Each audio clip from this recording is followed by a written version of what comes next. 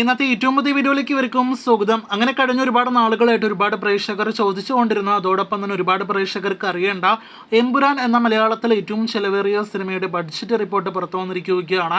അതും പുറത്തു വന്നിരിക്കുന്നത് പ്രൊഡ്യൂസേഴ്സ് അസോസിയേഷന്റെ തലപ്പത്ത് നിന്നാണ്. നമ്മുടെ മലയാളത്തിന്റെ ലാലേട്ടനെ നായകനാക്കി പൃഥ്വിരാജ് സുകുമാരൻ സംവിധാനം ചെയ്ത മുരളി ഗോപി തിരക്കഥ രചിച്ച് ആശീർവാദ സിനിമാസും ലൈക്ക പ്രൊഡക്ഷൻസും ചേർന്ന് നിർമ്മിക്കുന്ന ഈ മലയാളത്തിലെ ഏറ്റവും ചെലവേറിയ സിനിമ ബിഗ് ബഡ്ജറ്റ് സിനിമയുടെ നിലവിൽ ഇതുവരെയുള്ള ചെലവ് ബഡ്ജറ്റ് എന്ന് പറയുന്നത് 141 കോടിയാണ് എന്നൊരു റിപ്പോർട്ടാണ് ഇപ്പോഴത്തെ ആന്റണി പെരുമ്പാവൂരിൽ നിന്ന് പുറത്തു വന്നിരിക്കുന്നത്.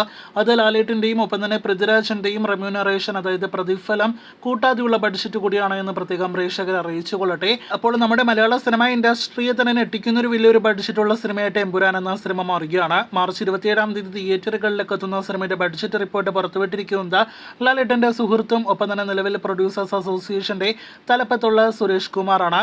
അദ്ദേഹം മനോരമയ്ക്ക് നൽകിയ അഭിമുഖത്തിൽ പറഞ്ഞിരിക്കുന്നത് എമ്പുരാൻ എന്ന സിനിമ വരുന്നുണ്ട്.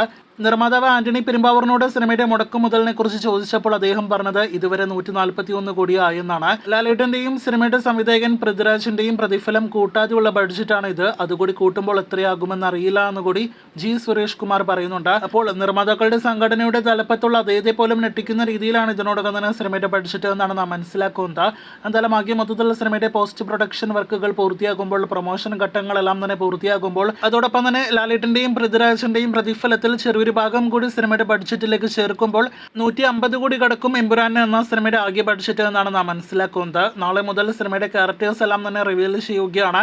അങ്ങനെ സിനിമയുടെ വമ്പൻ പ്രൊമോഷനും തുടക്കം കുറിക്കാനായിട്ട് ഒരുങ്ങുകയാണ്. എന്തായാലും പാൻ ഇന്ത്യൻ സിനിമയുടെ ബഡ്ജറ്റ് കൃത്യമായിട്ട് ഇപ്പോഴത്തെ പുറത്തു വന്നിരിക്കുകയാണ്. ഇനി കാത്തിരിക്കാം സിനിമയുടെ അടുത്ത പ്രൊമോഷണൽ വാർത്തകൾക്ക്.